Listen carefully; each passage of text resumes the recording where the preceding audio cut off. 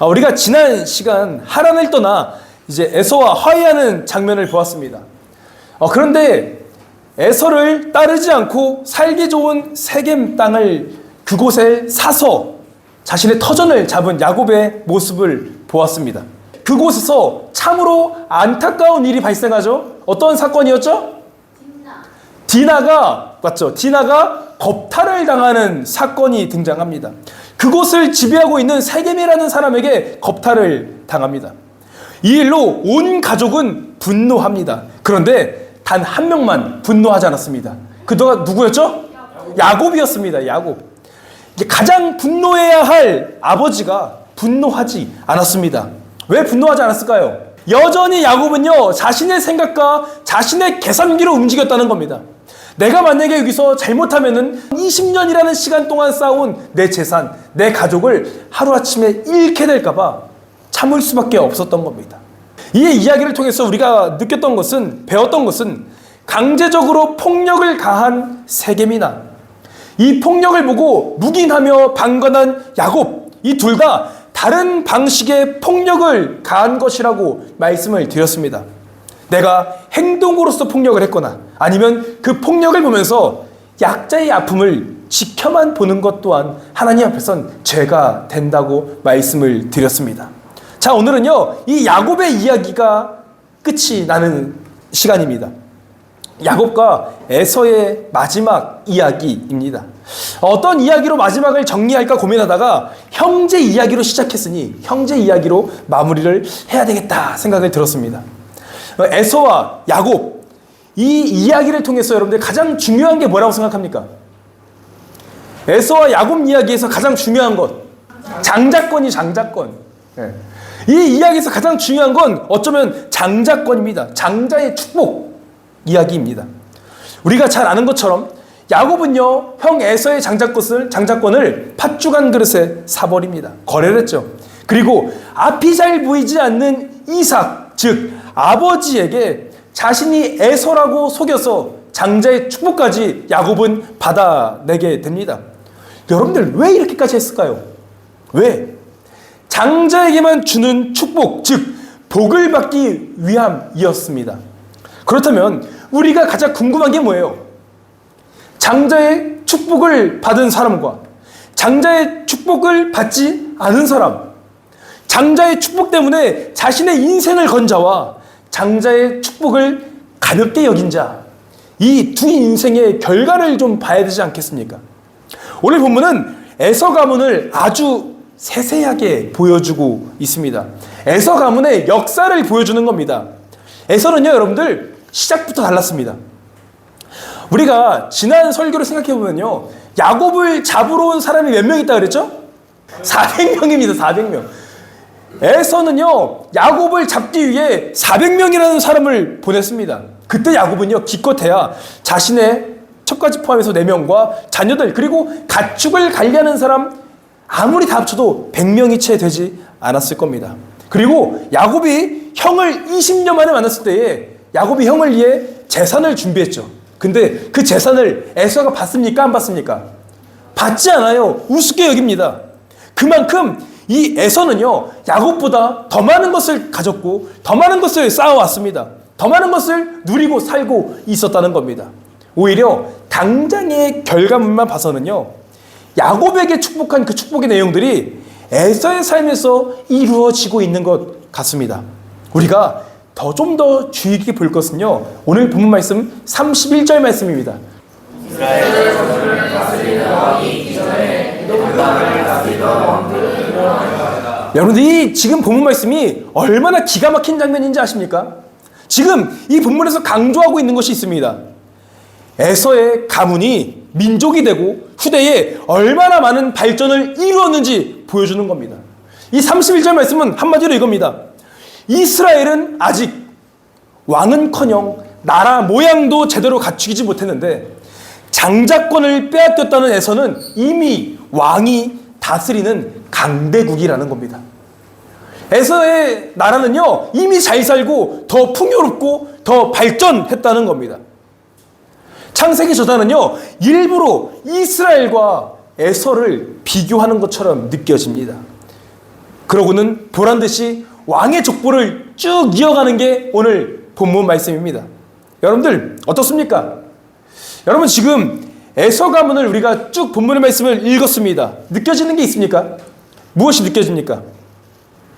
장자의 축복을 받지 않았다고 해서 가난에 찌들어 있거나 어려운 환경에 놓였지 않았다는 겁니다.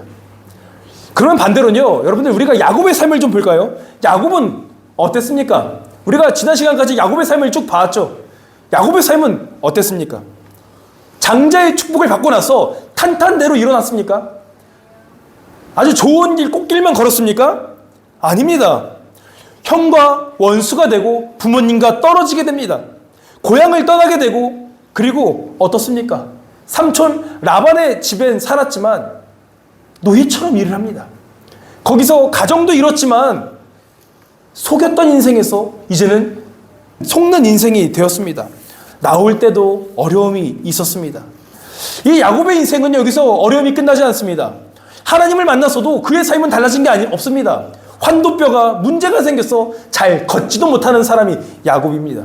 그리고 지난 시간에 배웠지만 딸까지 이방 민족에게 겁탈을 당합니다. 불합리함 앞에서 분노할 군사력조차 없습니다. 어려움이란 어려움은 다 겪는 야곱의 모습을 보게 됩니다. 자, 여러분 질문입니다. 이 두 인생 중에 누가 더 잘 사는 인생처럼 보입니까? 누가 장자의 복을 받은 사람처럼 보입니까? 당시에 에서는요, 절뚝거리며 오는 야곱을 보면서 무슨 생각을 했을까요? 꼴 좋다. 네, 꼴 좋다라고 생각했겠죠. 그리고 한편으로는 이렇게 생각했겠죠. 가만히 있어봐. 저 삶이 복받은 삶이라고. 20년 동안 도망다니면서 그렇게 처량하게 온 저 동생이 하나님께 복받은 인생이라고. 내가 그토록 원망하고 분노한 장자권의 이 결말이 저 모습이라고. 자신을 향해 절뚝거리며 오는 동생을 보며 저 모습이 장자의 축복을 받은 결과라면 용서해야 되겠다 라는 생각도 들지 않았겠습니까? 20년의 분노가 싹 사라졌을 겁니다. 여러분, 우리는 이제 이런 생각이 들기 시작합니다. 이게 복입니까? 형과의 원수, 가족과의 이별, 20년 동안 도망 생활, 절뚝거리며 자신의 딸이 겁탈당하는 이 상황이 복입니까? 한 어려움을 해결하면 또 다른 어려움이 닥칩니다. 또 어려움을 해결하면 또 다른 위기가 찾아옵니다. 이러한 삶이 과연 복이라고 말할 수 있겠습니까? 차라리 이 야곱은요, 장자권을 탐하지 않았다면 형처럼 같이 형과 함께 아주 부유함을 누리고 있었을 수 있습니다. 더 평안했을 겁니다. 여러분들은 어떻게 생각하십니까? 이런 것이 복이라면 받으시겠습니까? 하나님, 이런 복 나에게 주세요라고 할 수 있겠습니까? 우리는 이 불합리함이 야곱이 자신의 목숨까지도 담보했던 결과일까라는 생각이 들게 됩니다. 여러분들, 야곱과 에서를 봤을 땐 누가 복받은 인생처럼 보인다고 했죠?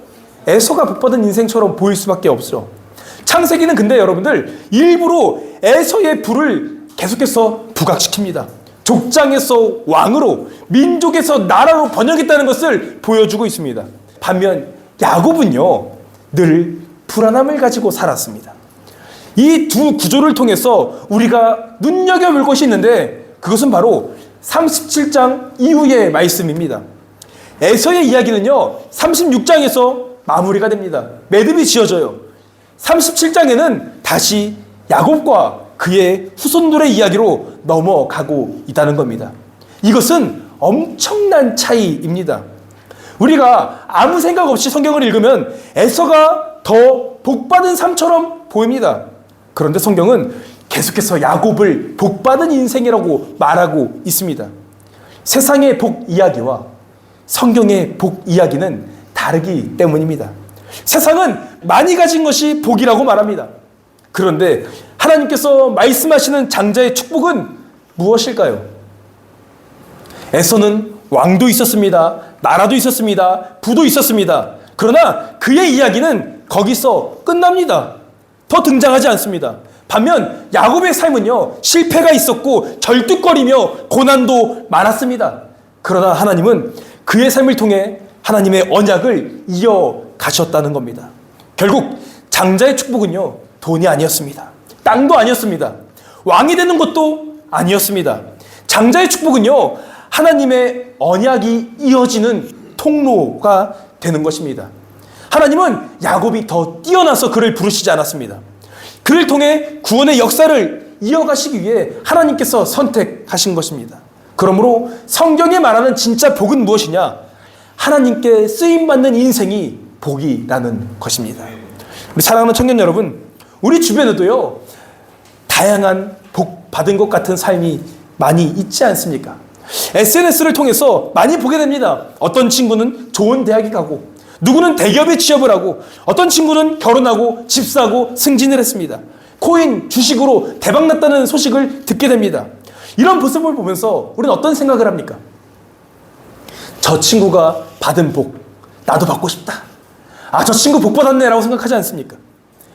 그래서 우리도 나도 복 받기를 원해서 끊임없이 노력하지 않습니까? 여러분들, 우리가 단편적인 예로 수능 때가 되면 수능 기도회를 하죠. 왜 기도회를 합니까? 수능 결과를 만족하게 해달라고 기도합니까? 좋은 대학 가게 해달라고 기도합니까? 우리는 대부분 우리의 자녀가 좋은 대학 가게 해달라고, 원하는 대학에 가게 해달라고 기도하지 않습니까?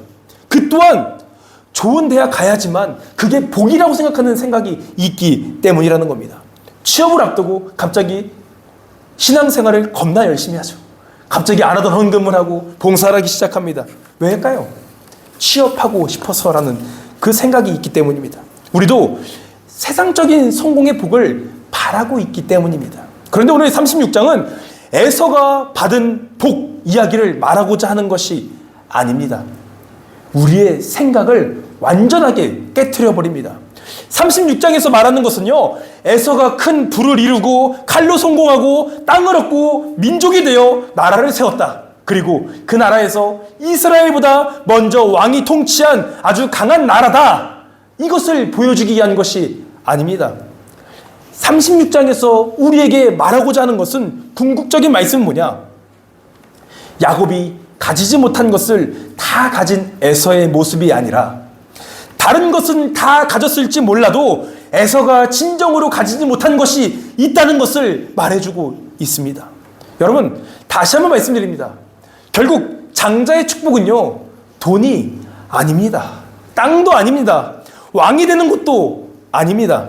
장자의 축복은 하나님의 언약이 이어지는 통로가 되는 것입니다.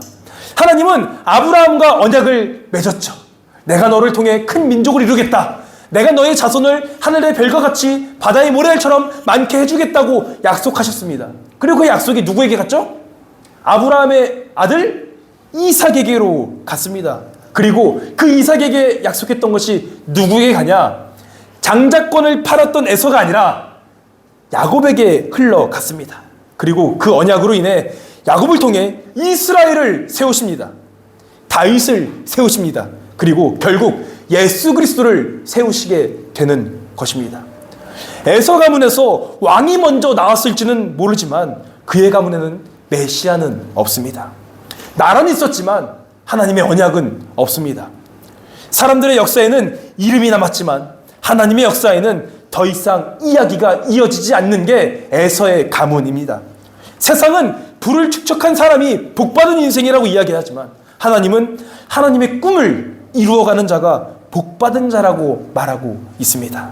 이것이 단순한 성경 이야기가 아니라 여러분들, 제 삶을 통해 저는 경험을 했습니다. 저도 참 많은 일이 있었죠. 전 여러분들 개척교회 목사님 아들로 태어났습니다. 제가 어머니 뱃속에 있을 때 아버지께서 개척을 하셨습니다. 참 쉽지 않았습니다. 전 뱃속에 있을 때 기억은 없지만 힘들었던 것 같아요. 힘들었을 것 같아요. 제가 어떻게 태어나냐면요, 막 개척을 하고 어머니께서 이제 봉사를 하시다가 어머니께서 계단에서 구르셨습니다. 그리고 나서 제가 나왔습니다. 쉽지 않았죠. 저도 이럴 거면 나가야 되겠다 싶어서 나온 것 같아요. 그래서 나왔는데 숨을 안 쉬는 거예요. 일주일 동안 인큐베이터 안에 있었습니다. 그래서 병원에서 아이가 가망성이 없으니까 출생신고를 아직 하지 말라고 할 정도였습니다. 그래서 일주일 동안 제가 출생신고를 하지 않고 이름 없이 살아왔습니다. 네. 저는 그렇게 태어났습니다. 그리고 하나님의 사역을 위해 열심히 일했습니다. 제가 중학교 때 저희 아버지가 하필 절을 매입하셔서 거기다가 이제 교회를 이제 이사를 했습니다. 절을 매입했습니다. 절을 매입해서 했는데 철거를 해야 되는데 불렀던 그 철거 업체들 중에 대부분이 여기서 철거할 거면 제사를 드리고 해야 된다는 거예요. 저희 아버지가 가만히 있었겠습니까? 절대 안 된다고. 그냥 우리가 하겠다고. 전 장난인 줄 알았습니다. 근데 진짜 그가 있습니다. 형과 제가 저희 아버지 셋이서 열심히 부수고 다 했습니다. 신문에도 나왔어요. 그 우상 2,000개를 버린 교회라고 해서 나왔습니다. 네. 근데 그렇게 해서 부흥이 됐으면 좋은데 일반 성도님들도 절을 매입했다고 하니까 오시지 않는 거예요. 다 떠나셨던 분들도 많습니다. 그렇게 저는 열심히 살았습니다. 열심히 주의 일을 했습니다. 중학교 때 학교 갔다 오면 뭘 했냐? 시멘트를 겠습니다. 시멘트를 개고 벽돌을 나르는 게 제 하루 일과였습니다. 저는 일을 하면서 어떻게 생각했냐면요. 내가 이렇게 하나님의 일을 했으니 하나님 내 인생 책임져 주시겠지 라는 생각이 있었습니다. 내가 지금 이렇게 힘들겠지만 막상 결혼하면은 하나님께서 내 가정과 내 자녀를 지켜주시겠지라는 생각이 있었던 거죠. 그런데 제가 막상 결혼을 하니까 어떤 일이 일어나죠? 여러분 잘 아시다시피 전세기를 당합니다. 그리고 전세기가 끝나니까 뭐가 또 닥쳤죠? 암이 또 닥치게 됐습니다. 또 암이 좀 대충 끝나려니까 제 둘째 아이가 태어나자마자 심장에 구멍이 있다는 거예요. 여러분들 이게 복입니까? 저는 제가 과거에 하나님을 위해 열심히 노력했으니까 일했으니까 헌신했으니까 하나님 내 인생 앞으로 꽃길만 걷겠죠.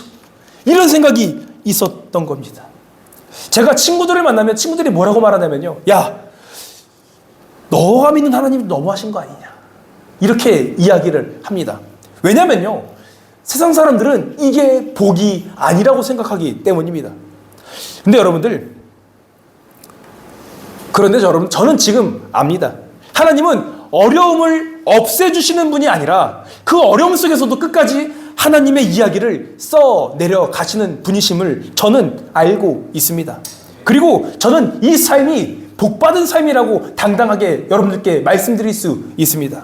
우리 사랑하는 청년 여러분, 우리는요 자꾸 에서를 부러워합니다.